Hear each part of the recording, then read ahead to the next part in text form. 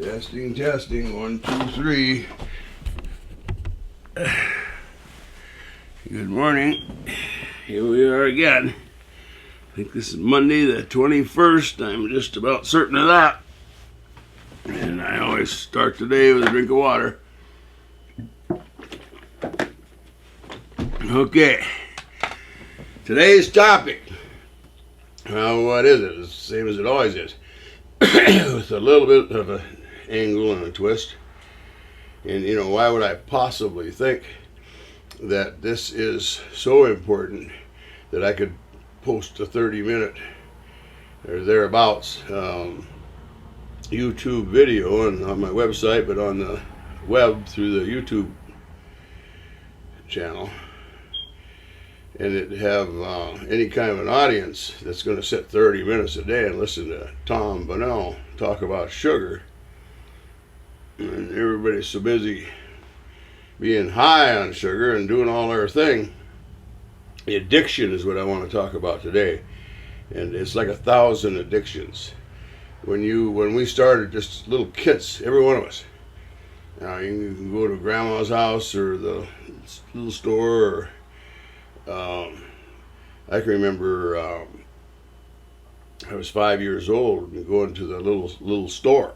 We lived behind the school on Washington Avenue. We were in Detroit Lakes.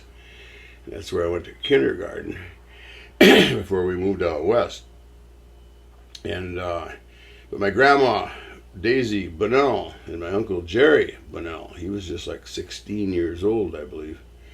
And then Granny was Granny, my dad's mother. And boy, I didn't want them to leave. I just loved Granny and they loved me, and I loved Jerry and Jerry loved me, and I never got to see them before, and that I could remember. And I was probably 4, but the store was just like 2 houses, and away Thomas Grocery, they called it, on Washington Avenue there. And so but they tricked me, and I don't know that, there's better ways of doing that, but so they said, well, you go to the store and get a pop. We'll all talk about it and think about it or something, because I was putting up a fuss there. Today's going to leave.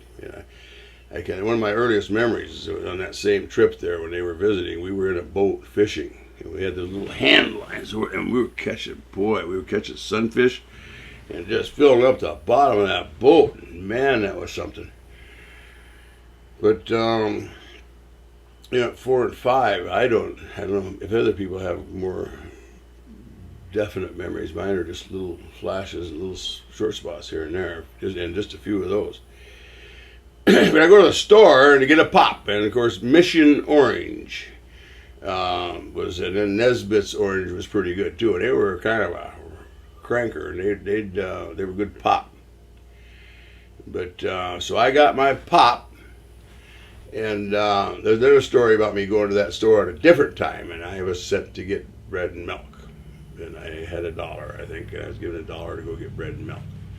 So I come into the store, and I couldn't reach to get the milk and stuff, so I did the bread. A lot of times they had these behind the counter, and they would help the little kids, of course, anyway. And I said, give me a loaf of milk and a pound of bread. Or the opposite, anyway, what it was supposed to be. That was the family joke. And then, of course, Thomas, the next time my mom came in, Tommy was here, and he wanted a loaf of milk and a pound of bread. And so I get my orange pop. Now, I don't know how this happens, but because they opened the pops for you in those days, it was bottle pop. And I got my pop, did what I was supposed to, go to the store, get the pop, the brine beat to. And I must have been as I was coming out the door, because there's a bee, one of them fruit fly bees, looks like a little wasp, in my pop. And I went to take a drink or something too, and I think those things are quick. It's like I had one down the lake the other day, nail me in the lip. They're so quick, you didn't even know what happened, and my lips swelled all up. So I think that's how it got in my pop, is the sweetness, and it went for it. And it ended up, floating in the water and buzzing, and couldn't do anything, and I ended up with a pop, and I got to home, and I don't know if and I think when you dump it, the pop would pour past it instead of it just coming out. I didn't want to dump out all my pop, and I was just really put out about that. I just really unhappy. And I get home and they're gone, and so that's that. And nothing I could do about it, nothing they could do about it. And little kids, and none of us should ever have to have any of that, in an ideal world. And of course, I got over it. That's what you do. If somebody dies, you get over it. You got no choice. If somebody leaves or is taken away, you get over it. You don't. It's still a part of you, and if it's something important, it just doesn't leave. But you go on because you're still breathing, and you can only grieve and be in sorrow to whatever extent. We've had a lot of grief in my family. We lost my dad when I was 2 months old. We lost Grandpa, my mom's dad, 2 years after that. And then that would be 45 and 47. And then in 51, we lost my sister Patty, a little 9-year-old child. I'm 6. Bam, bam, bam. My mom took all 3 of those hits. And we went on. And so all I'm saying, I guess I don't know how I got onto that, but the sugar and the pop and the addiction. So addiction, so I'm pointing out my early addiction. My early addiction is sugar. And everybody thought, nice, here's dime, Tommy, you want to pop? Or the grandma's cookies, or here's some candy, or never once thinking that the noodles or the apple or the carrot and the potatoes was feeding poison too. I mean, it just never occurred to any of us. I always tell people about the story of we used to take used motor oil, and I say we, that's the public and the general, the governments and the businesses and the people and just everybody.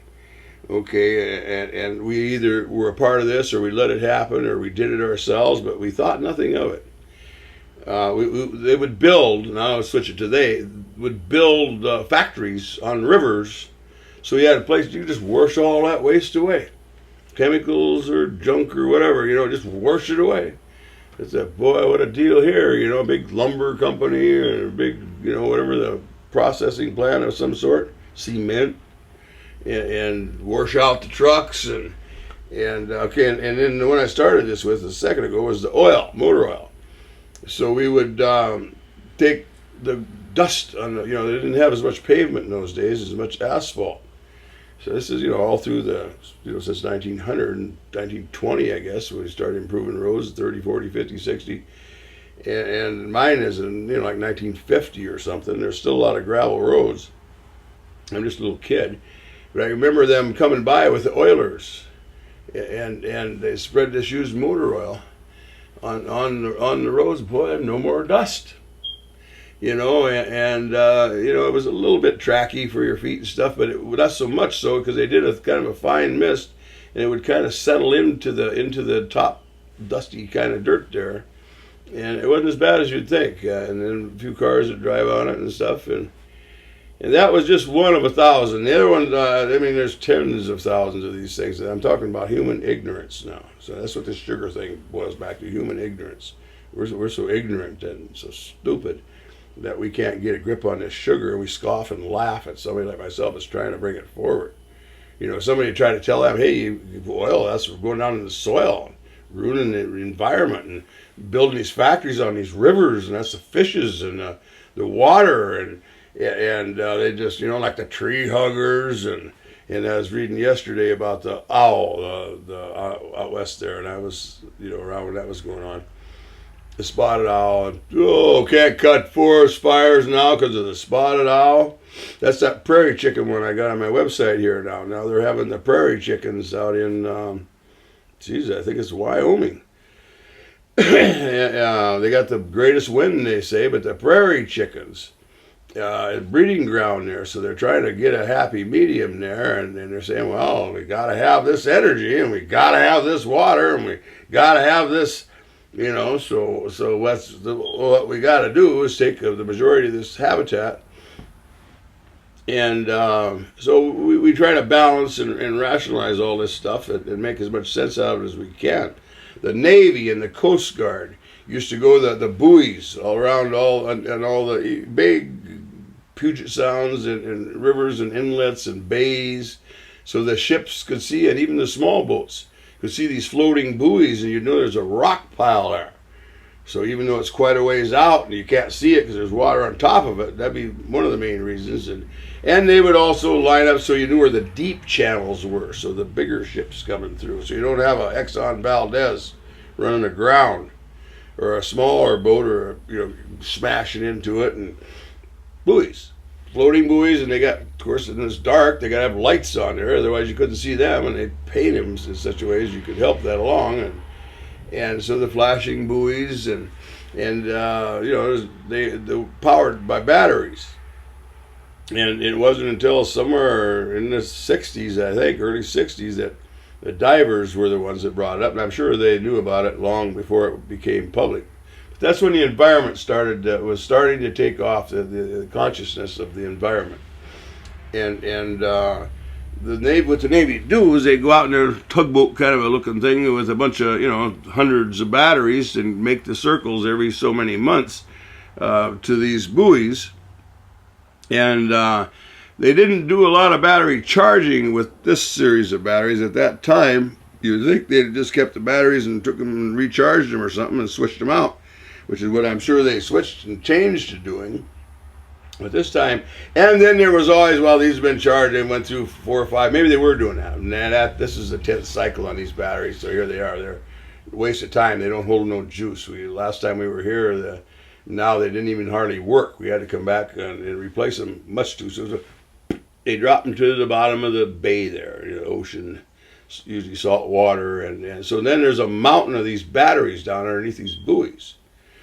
Again, simply to point out the stupidity. This is the United States government Coast Guard, our Coast Guard, Navy. And so the ignorance, pushing stuff out of airplanes and trains, and people throwing stuff out of cars, and complete disregard, and really never once thinking about it. If you don't think we're monkeys, and if you don't think we're stupid monkeys, you're way off on a cloud somewhere, because that's where this starts and that's where this thing finishes. The monkeys can be trained, to whatever extent. And so we got the smarter monkeys. I got Einstein on my thing there. Good old Albert Einstein. See, he's one of the brainiest, and Mark Twain is farther down. He's one of the brainiest, and so if we're these smart, intelligent creatures, none of this stuff would be happening. None of it. It's so we're doing all this because of ignorance, and we're doing all this because we're ignorant, stupid monkeys, baboons, chimpanzees, apes, but humans. Now they're not stupid. See, don't forget here now. You back this thing up. They're not stupid. A monkey's not stupid. A monkey in his environment is just all the way there, and so is a baboon or an ape or anybody else. They're living their lives with their families, and they're young and they're old, and going through their cycles of life just beautifully, as we humans did forever and ever. But now, they got the one monkey that tore the woman's face off, the chimpanzee. He had born and raised from infant on with people in this particular family, and he could open cars, and he had his bed, and he actually slept with the woman after her husband died, and she was her child, and it was a real tragedy there when he flipped out on a neighbor. I don't know how many of you watched the news, and this thing was so strong, he ripped her whole entire face off, lips and chin and nose, and blinded her with the what was left of her eyes, and because of the infections and everything that got in, and was eating her, ate her hands off, ripped her hands. I mean, this thing is so strong, it's just beyond comprehension. This is like a 160-pound monkey, same as a human for size. And the lady that's telling about it in such terrible sickness and blind, and she's still got her daughter, and she's back alive, and they transplanted the face and everything. She said don't forget, she said they got 4 hands. She said, you think, well, you could fight that thing off. She said, when they got 2 hands, because they're jointed feet, where they climbing trees and all that stuff. and so he's holding her with 2 or 3 hands while he's ripping her apart with the fourth one. And he had been on a pharmaceutical medicine that day, by the way, when he flipped out. And because she had known him, she called her neighbor to come help her get him to come in. And the neighbor came. When the neighbor came, he attacked. And this owner that loved him so much, she called 911. She said, he's killing, he's eating her. And so that's a flipped out, crazy animal. And a pharmaceutical, I wish I could remember the exact speed, or not speed, but tranquilizers, and just a whole emotional thing that they do with humans. And of course, the chimpanzee being human-like, and for whatever reason, I think it was for anxiety or something. And but it flipped, just like it flips on humans quite often. They have some real horrendous humans pick up guns and go to schools and shoot everybody or something. These pharmaceuticals are so horrible, it's just unbelievable. So the monkey, we are monkeys.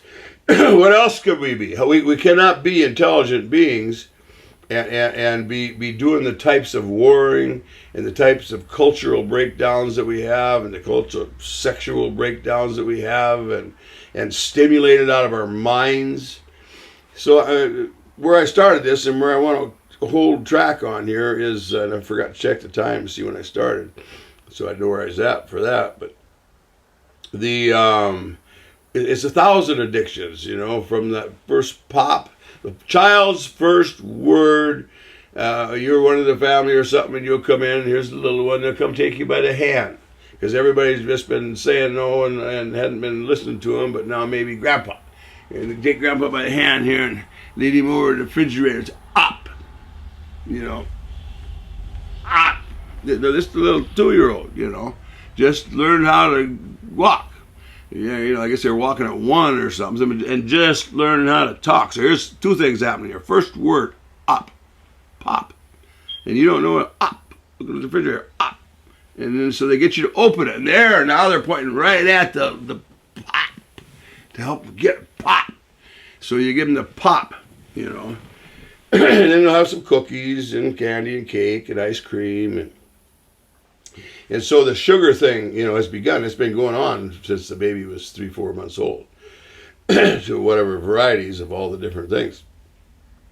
And then on through life, the things we like, the type of up we like the most, is it orange or grape or Pepsi or Sprite or, and there's always the Mountain Dews in there and the Coca-Colas with the caffeine and the sugar.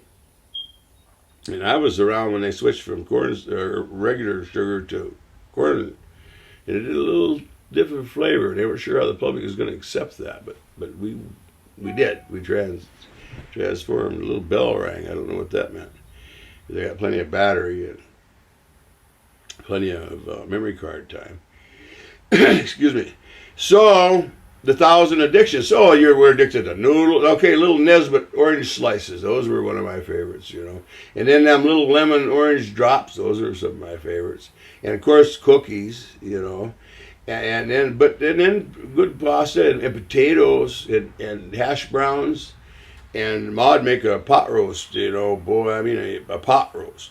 Yeah, I guess they call it a Yankee pot roast or something, but it's the one that some people brown both sides. I don't know if Ma did that or not. I think sometimes she may have, but she ended up with hers in a big low with a big lid on it. But sometimes the lid on, sometimes the lid off, and she'd get it to kind of brown the edges of the carrots and the celery and the onions, and probably some garlic cloves, and then the potatoes.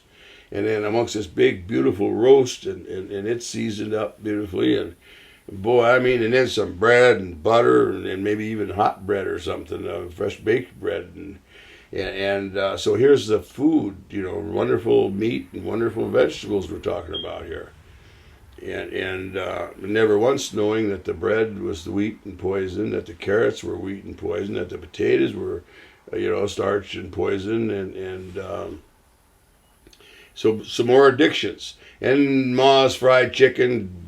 You dip it in the egg, and then you dip it in the flour with a little salt and pepper in it, and garlic, or maybe Kentucky Fried Chicken's famous, 7 seasonings or something, and deep fry it, and oil and lard or whatever, and just, then bake it in the oven to finish it up, and boy, melt in your mouth chicken. Well, never once knowing that was flour. I don't know how many teaspoons of flour when you bread a nice big fat thigh and leg and breast and dip it in the egg and then dip it in the flour. But that's a bunch of flour, many teaspoons of flour, which is many teaspoons of sugar.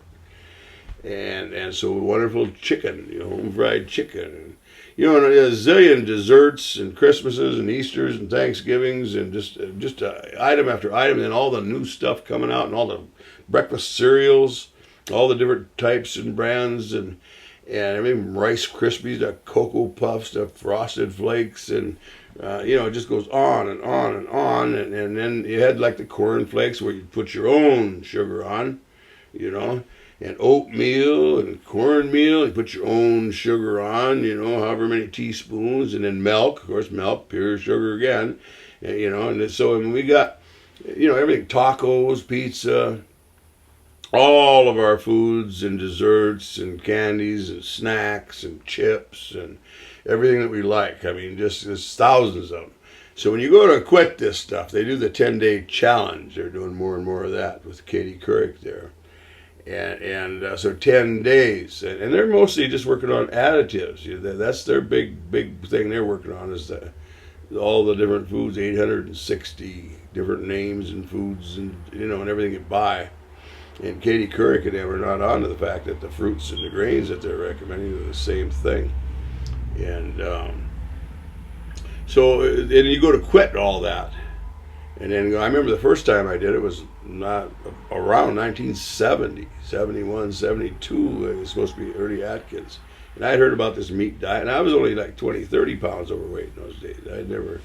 I was normally I was 165 when I was young and got married, and I went to 185. I remember I went to 34-inch pants instead of 30, 32, and 34 was a big thing. And 36, man, I couldn't even imagine that. So I was a little overweight, and I tried. I thought, man, I love meat. That'll work for me.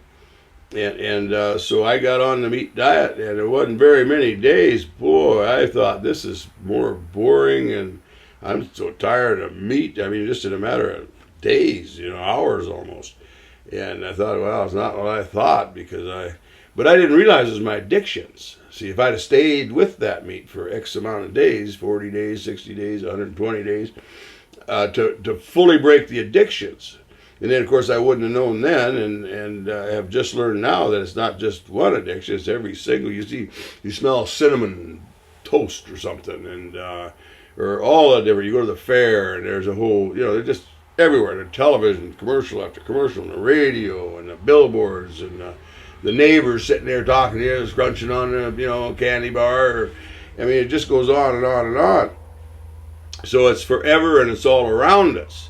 And we just take the addiction very much for granted and say, oh, yeah, addiction, and blow it off. And then the caffeine addiction, absolute addiction, we just blow that off, too. We say, yeah, I don't know. My uncle there, Jack, I always bring up Jack sometimes because he had a lot of wisdom. And he said it's like a day without sunshine to not have coffee. And because you're at that high that the coffee gives you, and then if you don't have that to give you that lift, that paradise that the Aztec talk about with the caffeine and the chocolate, it's dull for that. Spend the whole day here dull instead of having my good coffee, And then, of course, you go right into, a real, almost like a flu type depression. And so the coffee addiction and caffeine addiction and nicotine, of course, we all know how terrible hard it is for people to get off from cigarettes and tobacco in all forms, chewing or pipes or cigars or anything else, but mostly cigarettes.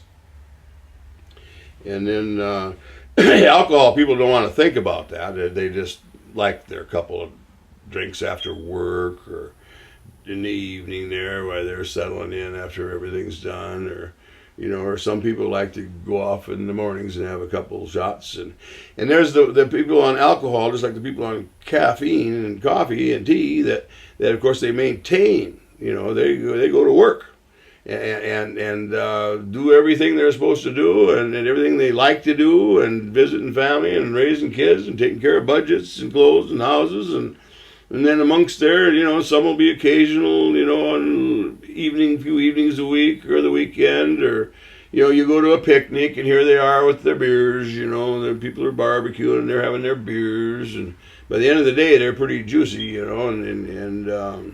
drunk, but and having a good old time, and so the alcohol addiction, because most people don't think they're addicted, they just think that's the people in Alcoholics Anonymous, that gets so shit faced, they get all these DWIs and they end up blowing all their money and not working properly, and all the steps and signs of alcoholism. And they don't realize that all they are is they've learned how to maintain. It's like the French, who are famous for having the wine with their meal. Ronald Reagan and Nancy Reagan had a bottle every night, every single night in the White House of wine, and two sometimes. And the whole bottle of wine. Starting with their, before dinner drinks, and then their wine with their dinner, and then their after dinner drinks. And of course, when their guests from all over the world and the nation come and visit, dignitaries and other presidents and whatnot, they always, offer alcohol and coffee and tea, and, they've got colas and special waters and whatever everybody likes. And of course, on the menu now is going to be the whole array of seafood and beef and pork and poultry and fish and all the vegetables and fruits and brought to everybody's liking, and it's Obama right now. It just happens to be the president and whoever's in the White House. So it's all the way everybody everywhere from Skid Row and in the soup line. You go and get in that soup line, and they feed you them stale donuts and stale pastries, and then they'll have whatever foods are available made up. But there's going to be enormous amounts of starch and sugar, and then they'll have whatever desserts they can and whatever meats they're able, but nobody's is away from this. Every single one of us in the United States, just like we all speak English, we eat the same diet. If you're India person from India over there, and you're doing your India food here, it's still going to be heavy carbohydrate and sugars. Chinese, heavy carbohydrates and sugars. Mexican food, heavy carbohydrates and sugars. I mean, there's nowhere you're going to get away from this. And of course, we're all just enjoying the living heck out of it and feeding our addictions, and never once realizing that this obesity thing has snuck up on us, and this diabetes thing has snuck up on us, and it gets getting worse and worse and worse. And all the while, it's just a little over 100 years here that we went from 1 billion to 7 billion. Snuck up on us. We've only had, they had gunpowder and guns where they could shoot a ball and cap, for a few hundred years, but other than that, these bullets, and then only 50 years, 1945 to now, 60, 70 years, we've had these unfathomable bombs. We've only been flying airplanes for, 80, 90 years. We're all in the infancy of all of this, and this whole stimulant thing and this whole population thing, it all kind of came together and then just kept going. And now the momentum is where we're at today in our growth and in our everything that's happening is tied into people taking vacations and flying airplanes and just getting in their car and going to work, and we just think nothing of it, and there's break time, have coffee and maybe some chips or a donut, and then we just and then finish our day at 4 or 4:30 if we were an 8-hour worker, or they come home and went to schools. We pick up the kids and take them all to school, and before, during, and after, we're having our sugars and our carbohydrates and our coffee. Those who smoke, and those who have drinks, however, occasionally they'll have their drinks there occasionally, and everything's just fine, and nothing wrong, nothing being done wrong. There's a lot of cultural things going on out there, and then of course you get your faiths and your religions into this thing, and all their gatherings and sugars and carbohydrates, and out there feeding the homeless sugars and carbohydrates, and it just goes on and on and on. So it's new, and it's a mistake, and it's in many ways just a very innocent mistake that just came to be. So I'm saying we can realize what has happened here, and we can try to improve this thing, because where we're headed, which is everybody's got to become under European and United States and Israel control. Now we say, well, but we're the good guys. We got the white hats. We're the good guys, and we're going to control them nicely. And we're going to make Christians out of that. What could be better than that? And they can wear white gowns and be virgins at 21 or 18, whatever it is, and get married, and no fornication, and no murder though either, and no robbing, and just we all just gonna be like, and all the industry, and one's a shoemaker, and the other one's a scientist, and a doctor, and the newspaper people, and the school teachers, and the guy that works for the county, and digging the road, and ones that build the houses, and the other ones that work in manufacturing, and of course electronics now, and we're just going to keep doing all this and keep going like nothing has happened and nothing is happening, and it's not going to work in any way, form, or matter, because it's all stimulated madness. So all this sophistication, people in their air-conditioned apartments and houses and living these wonderful lives and getting these air-conditioned cars and go to the air-conditioning supermarket and shopping center and maybe in the evening walk the dog and always their tea and their coffee, and maybe some beers here and there, and the whole lifestyle and the whole food chain, and everything that we're doing is wrong. Every single thing we're doing is wrong. The families are just scattered everywhere, and that the few times they get together, the kids are being raised without their grandparents. The grandparents are being living out their end of their lives without their grandchildren, mostly because they're off and away or busy doing things, and come visit grandma and grandpa sometimes for a week or two or weekends, and but the family unit, there's a few of the white people are worst at this, and the black people are pretty scattered too, but the Mexicans are a little tighter knit, and Asians and people from India and the other peoples from around the world, they're more family oriented, and so they think nothing of it. I have a little place here, and if I was one of the other minorities, and where our families were not all busted up, or if I was a white family that was not all busted up, I'd have dozen kids and grandkids and their friends and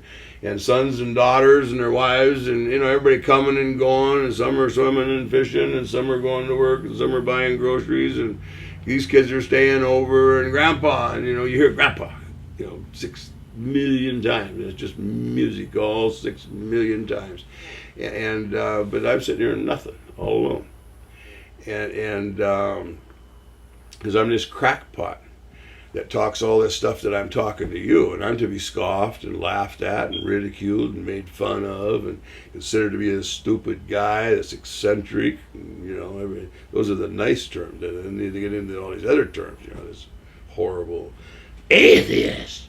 You atheist. We want to see stories about you. That's what one guy said about me. Boy, because his son screwed my eyeballs out, and then now he's going to make his son right, and because I'm this devil. Of course, his son drops on him. Yeah, Tom, you don't believe in God. He knew that. It set the old man right off. And so these people are crazy, and they're mean, and they're selfish, and I'm still here. I'm all alone, and maybe that's how I live my life, or I make some new friends eventually and move on. That's what it'll be. Or I die before and after and during. I don't know. But I know what I'm saying is, and I'm not trying to put myself up as no perfect example by a long shot. I'm a perfect example of a life that's been wiped out and destroyed through my wanton stupidity. If there's a dumb monkey see, monkey do on this earth, I'll take front and center. All I can say is I didn't do a lot of the horrible things. I'm not warped and do a lot of these, heinous, sick, distorted acts. So I'm proud of that. I could really, all said and done, I think I'm a healthy, normal man, but very disregarded, and this intellect. So you got an intellect when you're dealing with a bunch of stupid monkeys, and you got an intellect right away. This guy is talking out of his head. He's talking all this stuff. He's talking wars. Gee whiz, we're getting ready to go fishing there. He's talking wars. Gonna do the garden and rock the baby. He's talking wars and sugars and starches and saying it's drugs and so yeah, and I'm doing all that. And I really couldn't change it if I wanted to. It's just something that came upon me. It was just an accidental discovery that I am the only person on the planet Earth. You're not going to hear this nowhere else. You'll hear all kinds of stuff about the diabetes and the obesity and that whole realm. But this whole other thing that I'm talking about here, you're not going to hear that nowhere. So either I'm stark raving mad, I'm the craziest lunatic there ever was as far as thinking I got something, There's people known, I think they're gods. And then genuinely, they think that they're being spoken to by gods. And there's people who, their egomania, I speak to quite a bit. And thinking they're just really exceptional, And, I got a little bit of that. I got to think I'm a little bit exceptional to have made this discovery, to be able to have put these pieces together that nobody else has even come close to, haven't even come in the world of. The greatest minds that have ever lived have never even come near what I'm talking about here. This is a lone wolf discovery, and here I am bringing it forward. That's one of my Nobel Prizes, getting this word out there. This is, posterity is the word. It's here, and when this thing catches up, I get to be the guy. They got pictures of that guy, Banting, I think it is one of the first ones that discovered about obesity and starches and carbohydrates. And there's Stephenson or something that lived with the Inuits up there that learned that the meat diet, away from the sugars and the starches, was a very functional diet and very healthy people. And there's others that have come along, quite a number. Atkins was a true discoverer.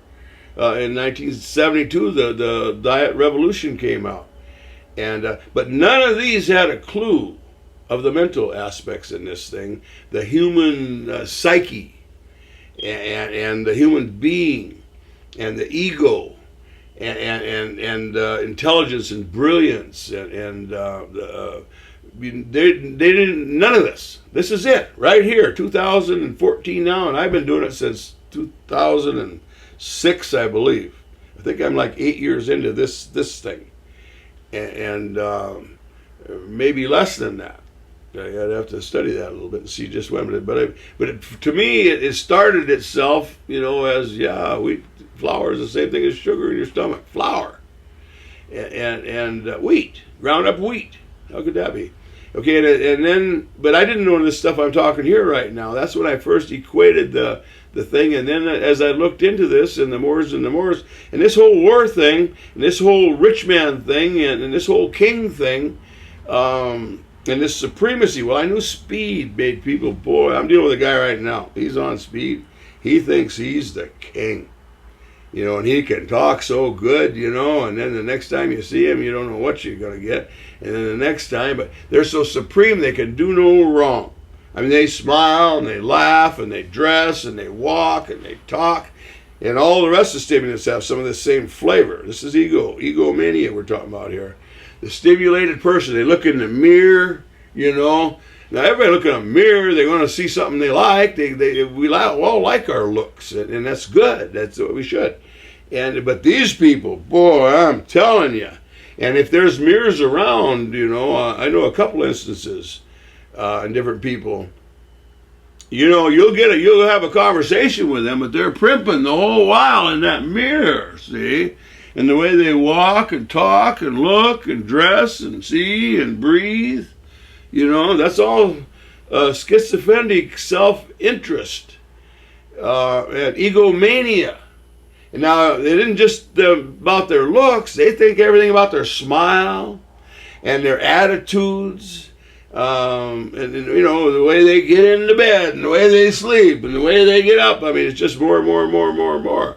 And they're not that, although a lot of us will admire children because they're thinking that's what it must be. So they're admiring themselves, and we'll admire them too. Of course, they love to be admired.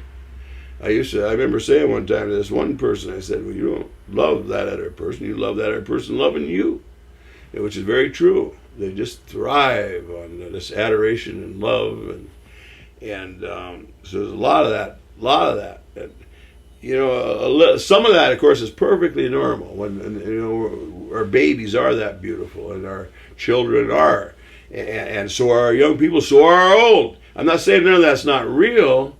I'm saying that when you take the real, which is wonderful and perfect and couldn't be better, and then you amplify that. And that's the old Sean Penn in his little movie back there. I can't remember the name of it. Something in high or something. And then the kids would say, "What about this speed?" And he's saying, it makes everything more.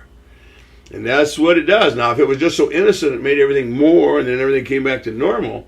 But in the more, besides the thinking of themselves as these great ones, they become, and eventually they become the Aztec high priests or the pyramid Egyptian emperors and all them different ones, and they're just, you know, the high priests and the gods, and then their armies and slaves, and goes on and on and on.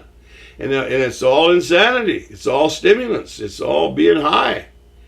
And got nothing to do with the perfection of the deer, or the perfection of the eagles, or all the different creatures, and the perfections of man. And nothing to do with that at all. It's just all amplified and more. And then it created all this thing that we've come to be here. You know, so that's it again. You know, the same old song.